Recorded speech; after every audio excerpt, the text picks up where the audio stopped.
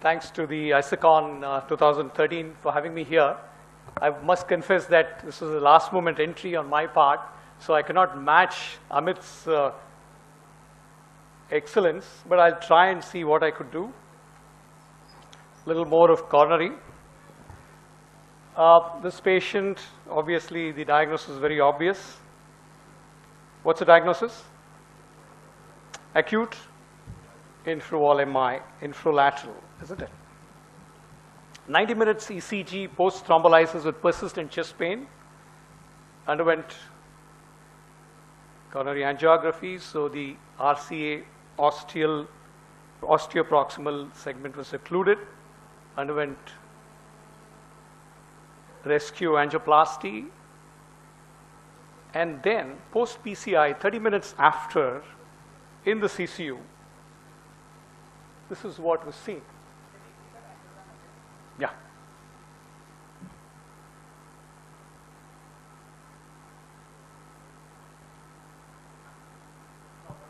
This second one.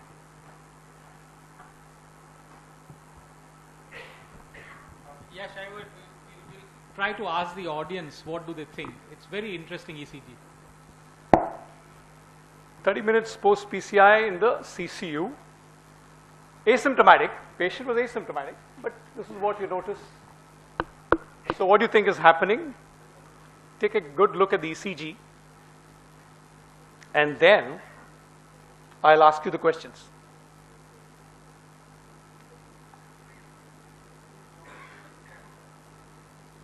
ST elevation in V1 to V3.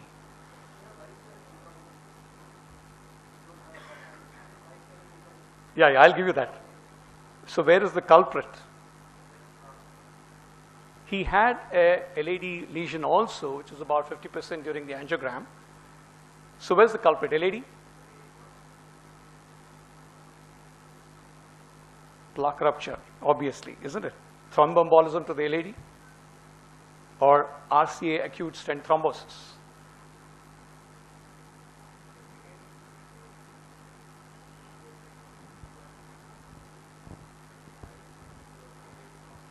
So one thing very important, that's a good point that you did mention, but if you look at the ECG post-procedure, ST elevation in V1 is the point. ST elevation in V2, V3, yes, we accept that it occurs in an proximal LAD or LAD lesion. But ST elevation in V1 typically is when the conal branch of the RCA gets involved.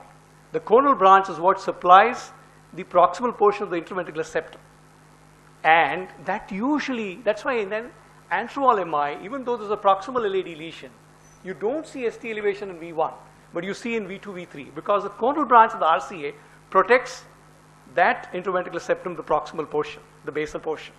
So once your conal branch gets occluded in an RCA, you start seeing ST elevation in V1 and less so in V2 and V3. So that's typically more suggestive of a conal branch getting occluded when you've probably done the stenting of the RCA. I want to add another point that, suppose in V1 you can get ST elevation of proximal LAD occlusion, but then the limb leads don't show you the sign of the proximal LAD, the ST elevation, AVR and AVL. And when you showed the right coronary angiogram, one should look whether a right ventricular branch which is coursing on. But I did see one, but there could be one more. Then you will have your ST elevation in the V4R, V3R, but not in V1. Yeah, but V1 is typically the conal branch getting occluded. But conal branch supplies the interventricular septum, the basal part.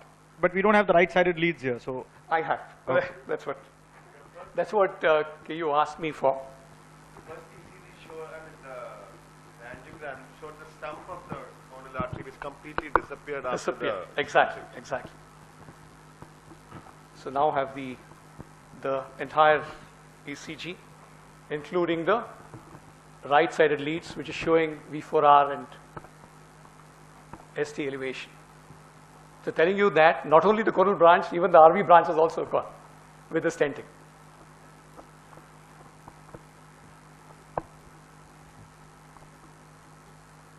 You have the angiogram, because looking at that ST elevation in V4R as well, I would also have thought that it's the RV branch which is occluded. What, you have the angiogram? Yeah.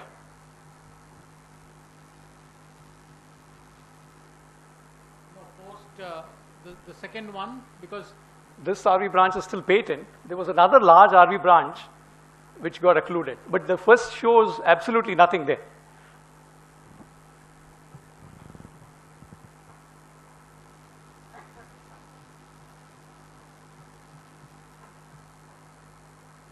This, Dr. Amit discussed with you, recognition at first glance. Obviously, it's a broad curous tachycardia, LBBB pattern, and so what is it?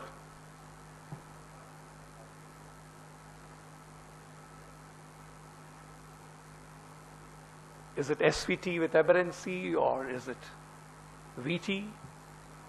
Recognition at first glance.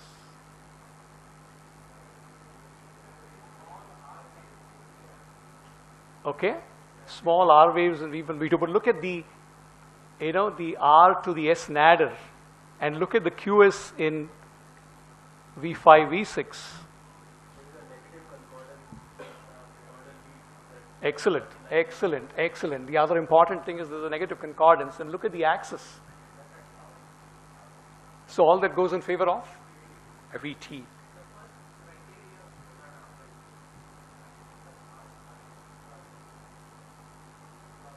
Yes, but look at the duration, the R to the S.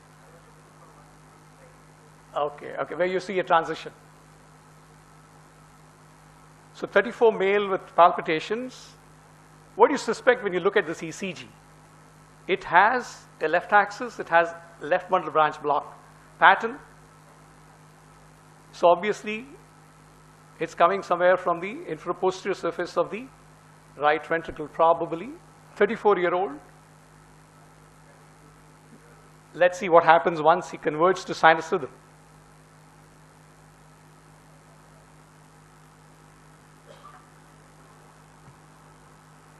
Anything to point out as to what could be the underlying problem that this patient has? Excellent, excellent, excellent. That's it. Incomplete bundle branch block, and there's a notch in the descending limb of the R or the ST segment there, that junction, typically telling you that there is an epsilon wave goes in favor of ARVD, arrhythmogenic RV dysplasia.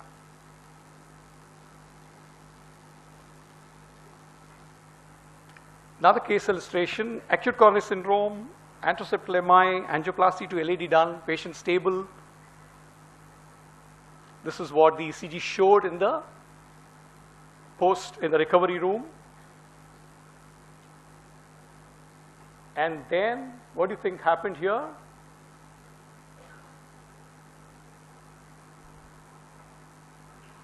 What would you suspect? What could have happened in the ICU? Patient was stable, absolutely asymptomatic. This was a rhythm stick that was recorded. Patient was very stable, absolutely stable with this rhythm. No, in the initial toe strips. So something has happened in between. Somebody, your intern, what would the intern do when he looks at this kind of a rhythm? Pardon? See, the intern thought this was a ventricular tachycardia. And then promptly what he did? He gave a DC cardioversion, degenerated into ventricular fibrillation, and luckily, so that's what we say in the right hands, technology is a solution, not the problem. And then it converted to a monomorphic VT, very rapid.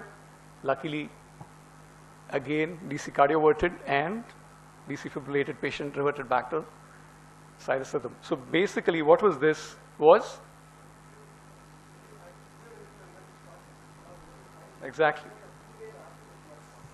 This is what another patient had. Similar, 48-year-old male diagnosed to have MI, ECG recorded during PCI. Spotter. This is what that patient had. AIVR, accelerated interventricular rhythm. Yeah.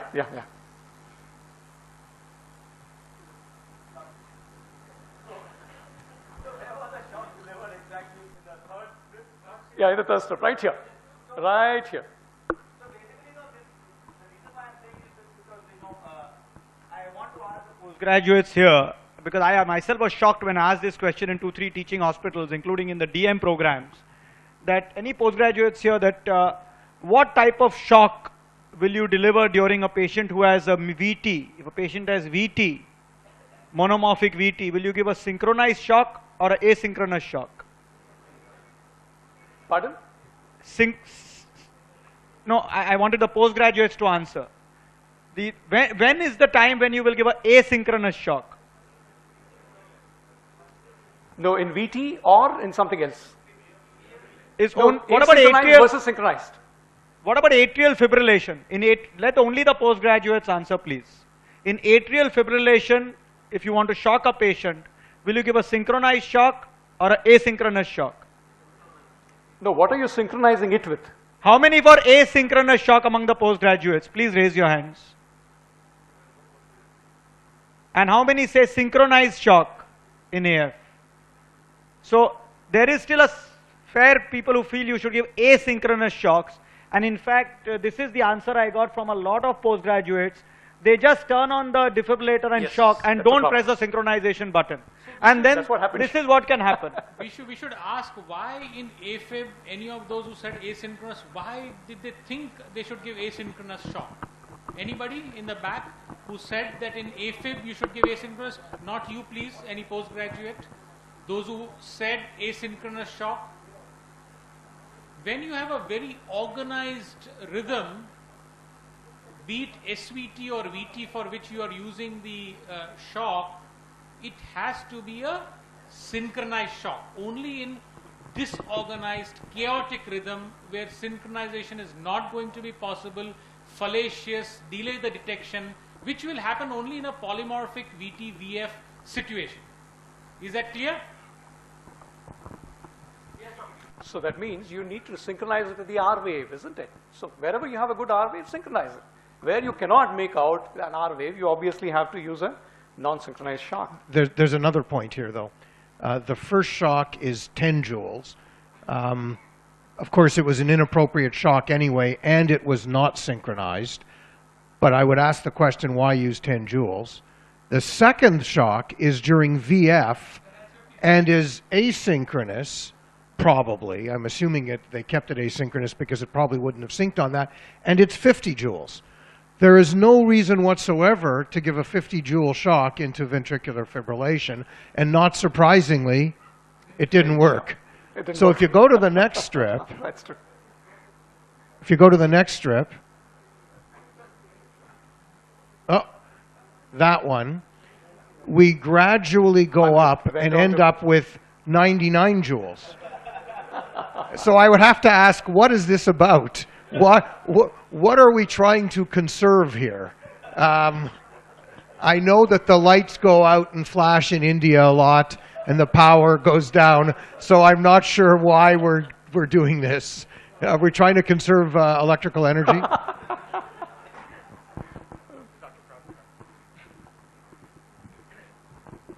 I think definitely it has been done by a junior consultant, or probably he has started practice. He was not very sure of the VT. At the same time, he was scared of giving a high voltage. So let us because let us start with a 10. If it converts, it's okay. So many of our interns, many of them, okay, they are scared to give the shock. Yeah, definitely. We had seen put the paddles right in contact. They're scared, as if it's going to shock them. That's the way they shock. No,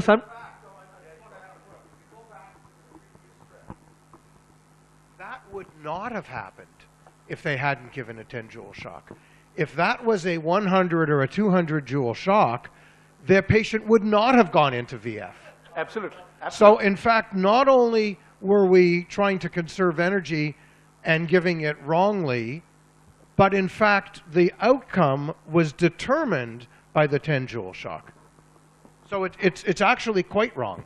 So I think for postgraduates, we discussed about synchronous and asynchronous shock, the energy level which we're supposed to use to deliver a shock. For a life-threatening arrhythmia, VT, VF, do not be afraid about the energy. Use the maximum energy. Salvaging, saving life, single shock conversion is very important. If your first shock doesn't convert, patient has heart failure, electrolyte imbalance, you are going to land up in deep soup. So single high energy shock for VT, VF, especially the VF, has to be used.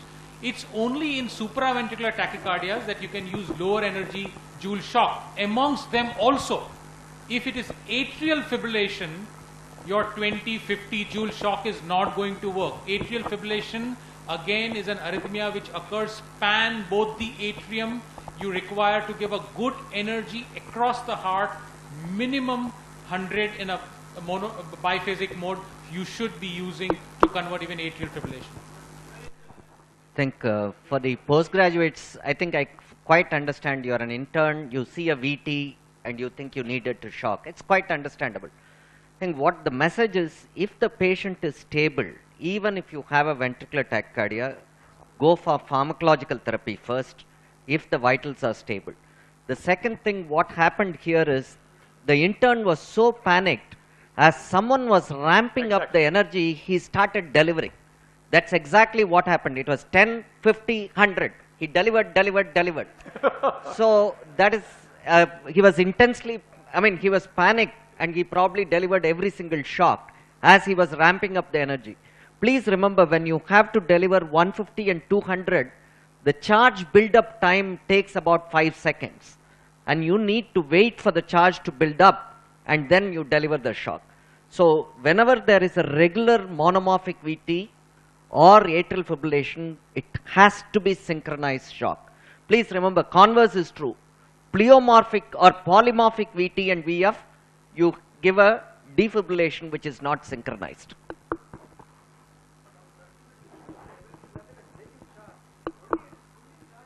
No, that's exactly what is happening. Was one person was dialing up. That's a problem. And the other person, see, in a panic, what happens is the person dials, one presses 2 and 3. And again, when he goes to 3, again 2 and 3. That's what is happening.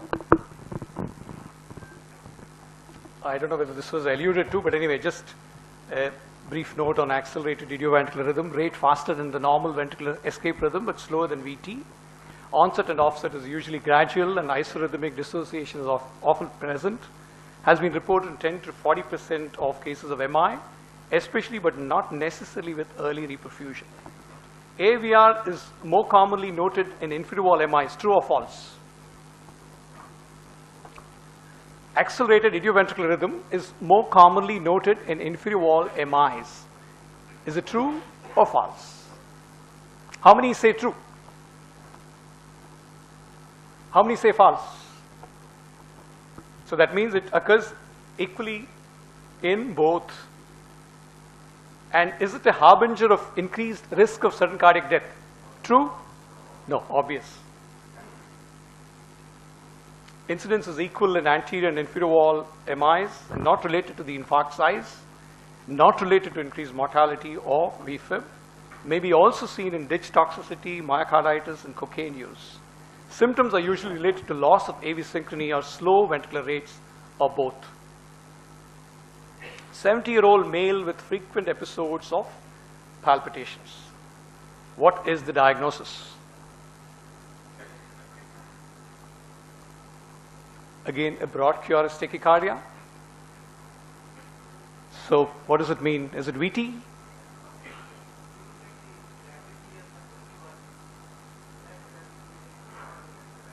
Excellent. Yes, sir.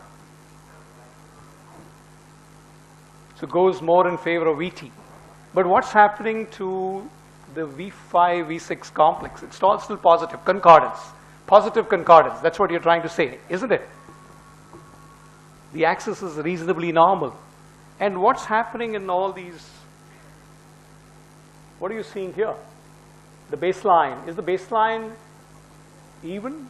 Are you able to see some isoelectric line in between?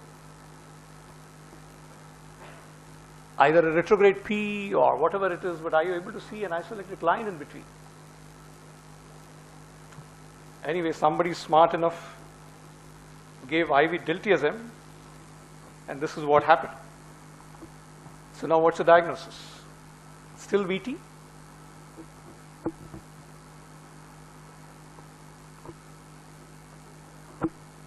You're seeing multiple notches there.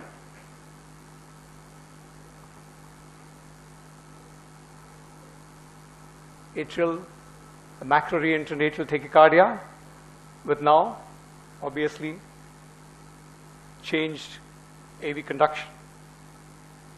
So these are all soft signs. This right rabbit ear, left rabbit ear, all these are soft signs unless you see AV dissociation, capture beats, fusion beats. These are the solid signs for VT.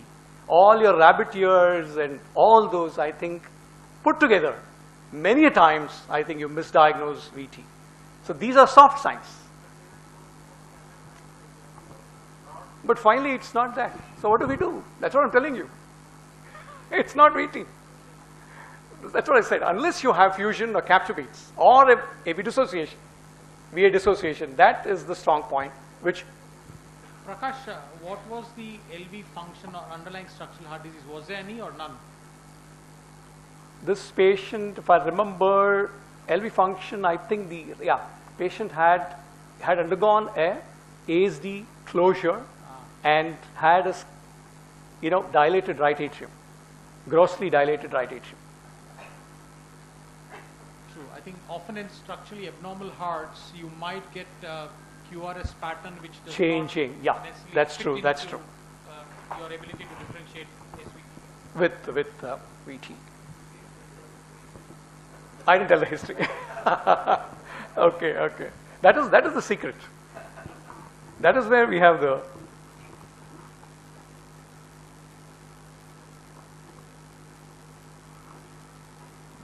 The question is, what energy shock